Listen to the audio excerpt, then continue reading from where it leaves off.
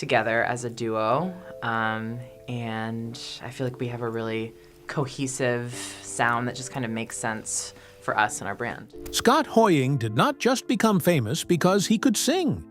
He became one of the voices that helped turn Pentatonix into a worldwide obsession. 5 people, no instruments, just sharp harmonies, wild arrangements, and a sound fans could not ignore. But as Pentatonix rose, so did the questions around the people behind the music. Fans watched Scott's close bond with Mitch Grassi, followed his love life, studied Superfruit, and tried to read between every laugh, glance, and performance. The rumors got loud, but Scott's real story was bigger than gossip. It was about friendship, pressure, fame, identity, love, and the group that changed everything. Join us as we look back at Scott Hoying, Pentatonix, Mitch, Mark, and the rumors fans never stopped talking about for years. The small town start behind a giant voice. Scott Richard Hoying was born on September 17, 1991, in Arlington, Texas, to Connie and Rick Hoying.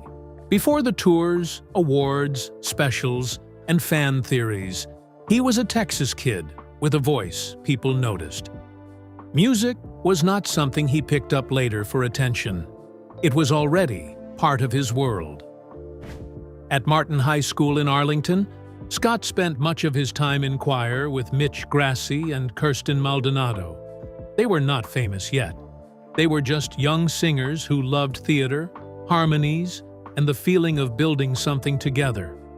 That early bond matters because Scott's story is not only about one rumor, it is about the friendships that came before the fame. After high school, Scott briefly attended the University of Southern California, where he studied popular music performance. At USC, he found a huge a cappella scene and joined SoCal Vocals. He later told Atwood magazine that once he entered that world, he really fell in love with a cappella. But the dream that changed his life did not begin as a perfect plan. It started with Scott, Mitch, and Kirsten recording an a cappella cover of Telephone by Lady Gaga featuring Beyoncé for a local radio contest. The prize was a chance to meet cast members from Glee. They did not win, but their version still caught attention at school and on YouTube. That small loss became one of those strange moments that quietly pushes a life forward. Scott did not know it yet, but those same friends would soon help him change modern a cappella. And one friendship in that circle would keep fans talking for years. The chemistry that had fans talking. Scott Hoying and Mitch Grassi go way back. Their connection did not begin with Pentatonix, Superfruit, or online fan edits. In a 2017 Billboard interview, Scott and Mitch shared that they once performed together in Annie before going their separate ways for a while. Later, they ended up at the same school again, and their friendship grew naturally. Scott remembered Mitch's talent from their theater days, especially a performance in Charlie and the Chocolate Factory that impressed him. But the real heart of their bond was laughter.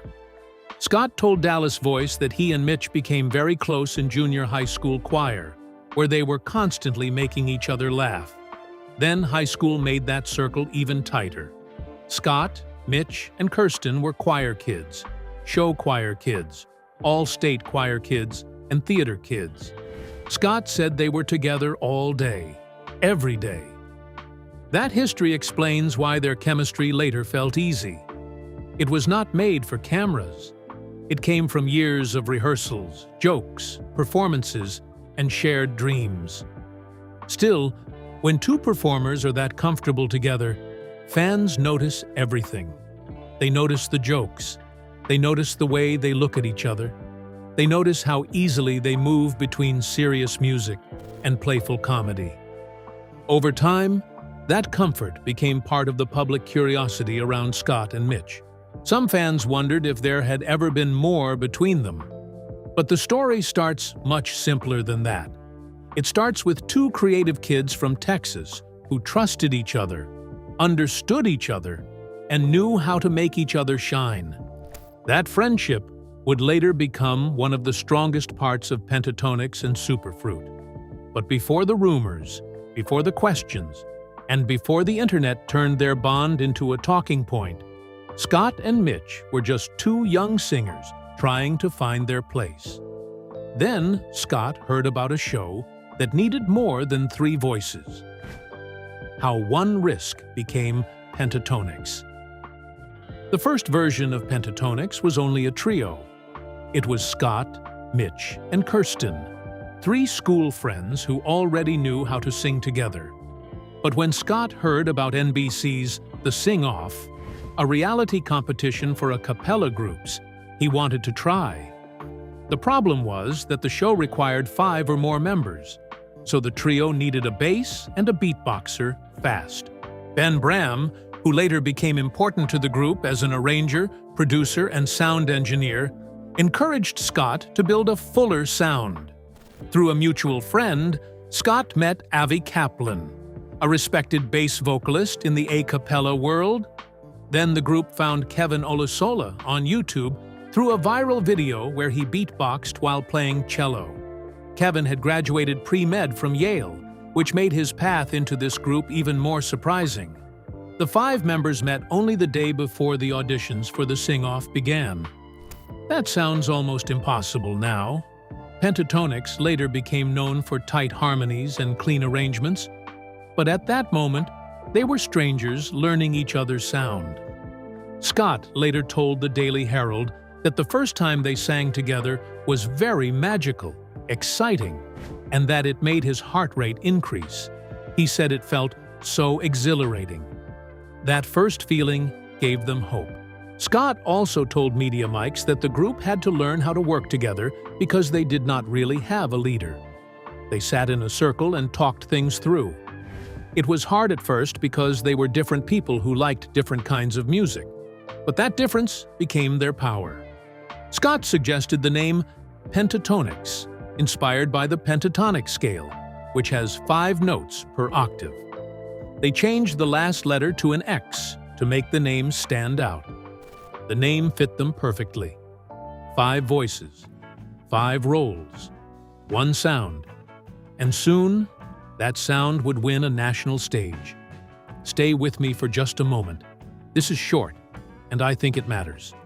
Tonight, while you sleep, your brain will either clear out the toxic buildup from today, or it won't. Whether it does depends almost entirely on 6 specific factors that researchers identified in 2013. Most people have never heard of any of them. Go to brainresearchreport.com or find the link in the description. Go and read through it tonight. You'll want to know this before you go to sleep. Now back to the video. The competition that changed their future. In 2011, Pentatonix won the 3rd season of the Sing-Off. They received the trophy, a $200,000 prize, and a Sony Music recording contract. For a group formed right before auditions, it was stunning. At its center were the 3 childhood friends from Arlington, Scott, Mitch, and Kirsten, joined by Avi and Kevin. Together, they brought a sound that felt fresh and modern. Billboard described their style as human electronica, and Judge Sarah Bareilles called them innovators who were pushing boundaries in the right ways. She also praised their chemistry, which became a strong weapon. Scott later said the group started to find its place in week 6 with their version of Kanye West's Love Lockdown. Because they were a small group, each member had to be clear about their role. One voice carried bass. One voice carried the beat. The others filled the lead, harmony, and emotion. There was no room to hide. In the finale, they performed David Guetta's Without You and Survivor's Eye of the Tiger. They also backed host Nick Lakey as he sang Give Me One Night. Kirsten explained their goal in simple words. They sang popular songs and showed that they could be done a cappella. That was the heart of Pentatonix. They were not asking people to love a cappella because it was old or traditional. They made it feel current. They made it sound like pop music without instruments. After the win, the dream looked wide open. The group moved to Los Angeles because they wanted careers, not just a memory from a television show. Scott and the others believed Pentatonix could become the first modern mainstream a cappella group. But fame did not arrive smoothly. The group had the trophy and the contract, yet the industry still did not fully know what to do with them. The next blow would test how serious they really were. Dropped by the industry, found by the fans. After the sing-off, Pentatonix faced a painful shock. Their record label dropped them. For a group that had just won, it was crushing. Scott told Cincinnati magazine that after the win, everyone knew they needed to live in Los Angeles so they could create content quickly. Then the label pulled away, and he said it was really, really, really sad. The reason was harsh, but simple. Their audience seemed too niche, and there was no clear promise that an a cappella group could sell albums or concert tickets. But this rejection pushed Pentatonix toward the platform that would make them global. Around late 2012, they began posting videos on YouTube and building an audience on their own. It became the best turn their career could have taken.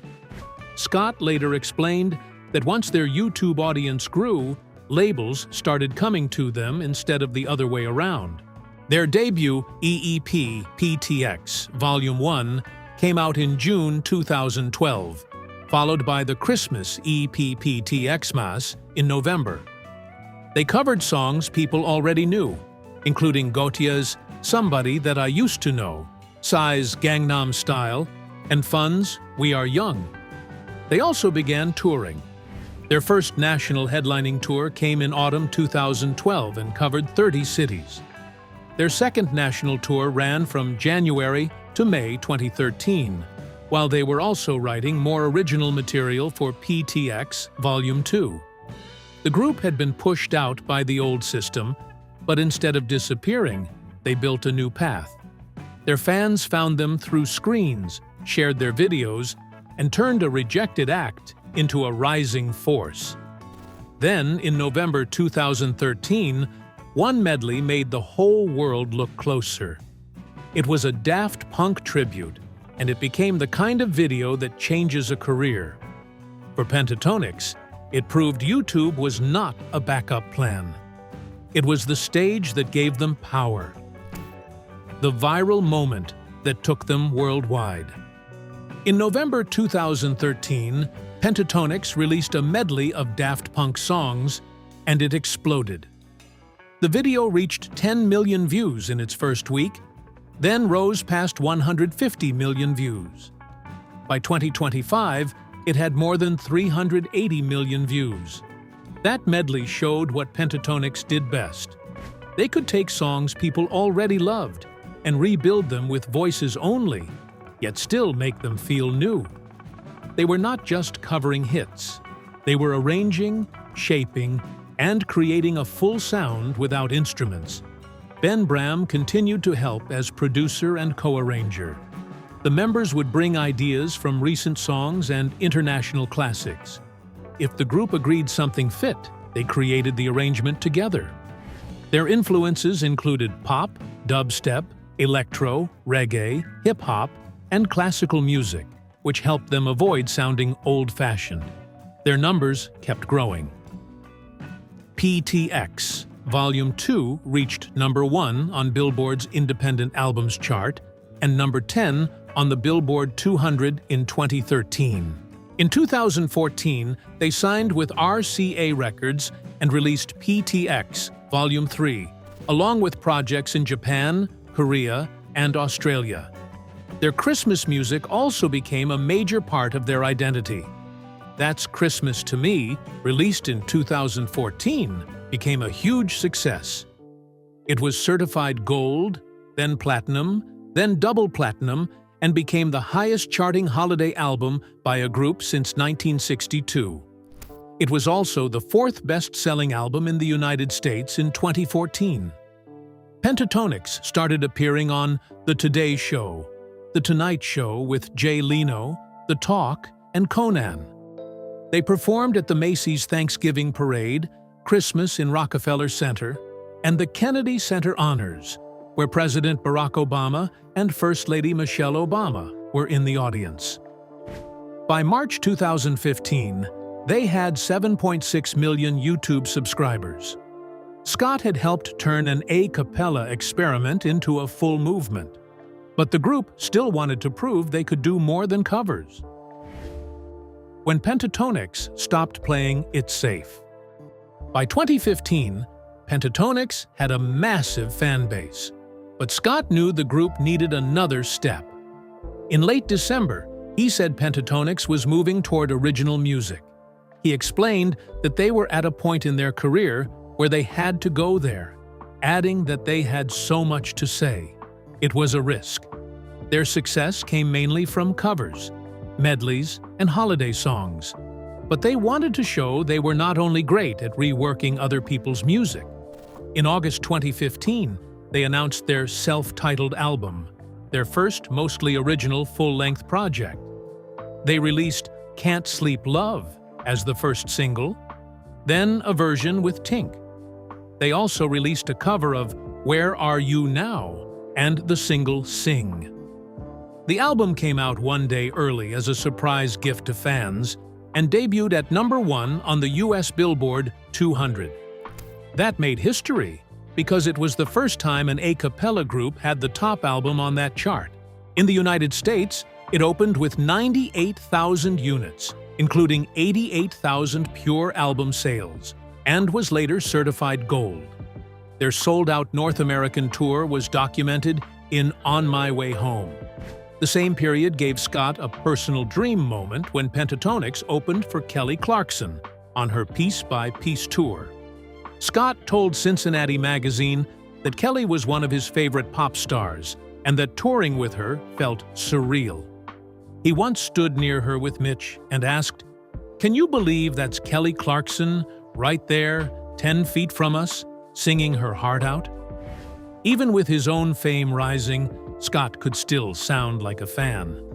After that, Pentatonix kept stacking career highs. A Pentatonix Christmas arrived in 2016 and later reached #1 on the Billboard 200. The group also won 3 Grammy Awards, including wins for their Daft Punk medley, Dance of the Sugar Plum Fairy, and their Jolene collaboration with Dolly Parton. But success also brought pressure. The exit that changed Pentatonix forever. By 2017, Pentatonix had sold millions of albums, toured worldwide, and become one of the biggest a cappella acts in the world. But even a strong group can face a painful change. In May 2017, Avi Kaplan announced he would leave after the upcoming tour. He shared the news in a tearful Facebook video with the other members beside him. Avi called it one of the toughest decisions of his life and told fans that his 6 years with the group had been incredible. But he also explained that the pace of the group had become overwhelming. Touring kept him away from family, and he could not keep up with the demands anymore. His final concert with Pentatonix came on September 3, 2017, in Essex Junction, Vermont. That was the end of the original lineup. Soon after, Scott introduced Matt Sallee as the group's new bass on October 13th. Matt had graduated from Berklee College of Music and had been part of the a cappella group Pitch Slapped. He was also a Pentatonix fan, so joining the group felt unreal to him. In an Instagram post, he called the members humble and sweet and wrote, "Dreams do come true, people." His first releases came through the deluxe edition of A Pentatonix Christmas. He was also featured on their cover of Havana before PTX Presents. Top Pop, Volume 1 arrived in 2018. That album was the first full project with Matt and without Avi. It included covers like Havana, Attention, and New Rules X, Are You That Somebody? For fans, the new sound took time to accept, but Pentatonix kept moving. Matt later said he was still pinching myself, even years into the job. Avi also moved forward with solo music, turning hurt and healing into songs. His debut album, Floating on a Dream, arrived in 2022. The group had changed, but it had not broken. The duo fans could not stop watching. Even before Pentatonix went through its biggest lineup change, Scott and Mitch had already built another world through Superfruit. They launched the comedy and music YouTube channel in 2013, and over time, it became a major part of their fan base. Superfruit felt different from Pentatonix. It was looser, funnier, brighter, and more personal. Fans watched Scott and Mitch joke, sing, react, and bounce off each other with perfect timing. The channel gathered 500 million views, attracted 2.4 million subscribers, and brought hundreds of millions of streams through songs like Guy.exe. Scott told Billboard that Superfruit came from their real friendship. He said it was the kind of friendship people saw and wished they had. Both of them had wanted to start their own YouTube channels, but neither wanted to do it alone. Together, it felt easier. Scott said their YouTube worked because of their dynamic. That same dynamic is what made fans ask questions. For years, people wondered if Scott and Mitch had ever been more than friends, but they were clear about their bond. They were best friends, not a secret couple. Their closeness came from years of school, choir, theater, Pentatonix, and Superfruit. The truth Scott was finally ready to show. Scott also wanted Superfruit to be loud and out as two LGBTQ artists.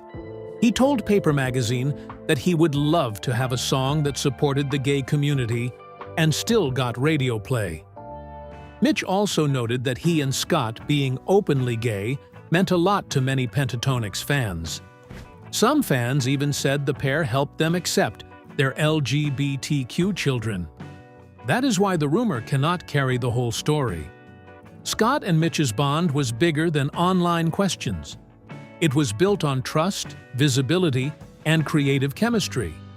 And one part of that trust went back to Scott's own private truth. Scott has spoken openly about how hard it was to understand himself while growing up in Texas. In Dallas Voice, he said that as a young person in the 1990s and 2000s, he felt constant pressure to be more or to be different. He said he finally admitted to himself that he was gay around 14 or 15, but he was too scared to tell anyone. A few years later, he began telling close friends. Mitch Grassi was the first person he told. That detail gives their friendship a deeper meaning. Mitch was not just a stage partner or a person fans linked him with online. He was the friend Scott trusted with something that once scared him. Scott said being his true self, even with only 3 people, felt like the biggest burden had been lifted from his shoulders. But when Pentatonix began rising, Scott felt he almost had to hide again. He told Dallas Voice that hiding who he was wore him down until he no longer cared if people hated him. He just wanted to be real. That honesty later appeared in the group's music video for Imagine. In the video, the members write parts of their identity on poster boards. Mitch writes LGBT+ first, then gives the board to Scott, who holds it up to show the same identity. It was simple, but it said a lot. Scott was no longer hiding in the background. He was letting fans see him clearly. This is where the Mitch rumors need balance. Their bond was close, and fans saw that. But what fans were watching online was only one part of Scott's life. Away from the old jokes, videos, and performances, another chapter was beginning. Manio became the answer fans could see. Scott began dating model Mark Manio in 2017, and over time, their relationship became the public love story fans could clearly follow. In 2020, Mark celebrated Scott's birthday on Instagram with a sweet message, calling him his sweet, handsome, caring man, and saying he did not know how he got so lucky. In June 2021, Scott celebrated their 4th anniversary and called Mark the sweetest, purest ray of sunshine he had ever met. After their 5th anniversary, Scott proposed. He later told people that even though he and Mark had talked about engagement many times, he still put pressure on himself to make it perfect. Mark said yes. In 2023, the couple married at the Ritz-Carlton Bacara in Santa Barbara, California, after 6 years of dating. Scott told people, "I knew pretty early on that Mark was my dream man, and I genuinely feel like the luckiest man on earth to get to marry him." They wanted the wedding to feel timeless and unique, and Santa Barbara fit because they both loved the beach and ocean. They exchanged handwritten vows under a baby's breath archway, with Christina Perry as their officiant. Kina Grannis sang "Can't Help Falling in Love," which Scott said was their favorite love song from their favorite scene in Crazy Rich Asians. Both grooms wore custom off-white tuxedos, then changed into matching reception looks for dancing. At the reception, Scott surprised Mark with "Four," a song he wrote after their engagement. He said it was a love letter to Mark and that he could barely sing it without crying. For their first dance, Lauren Allred performed "Never Enough" from The Greatest Showman, a song they played often when they were first falling in love. The rumors around Mitch may have pulled people in, but Mark was the love Scott chose to share with the world. The voice behind Pentatonix gets personal. Outside Pentatonix and Superfruit, fans also began seeing different sides of Scott and the other members. During the COVID-19 period, Scott showed his humor in a way fans loved. In 2020, Pentatonix released At Home, an EP recorded separately while the members were in quarantine. Around that period, the members were also building their own creative lanes. Kevin released a covers EP. Mitch later released music as Messer and put out the EP Roses in 2021. Kirsten released music as Kirsten. These projects showed that Pentatonix was also a family of separate artists. Then, in 2023, Scott stepped forward with his own EP, Parallel. And that move was not easy.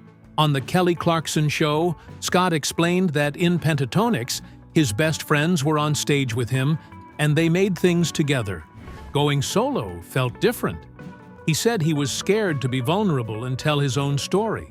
It included covers of songs by Billie Eilish, Dua Lipa, The Cranberries, The Weeknd, and Clean Bandit. Scott also made fans laugh with a dramatic quarantine video where he sang a changed version of "I Dreamed a Dream" from Les Miserables.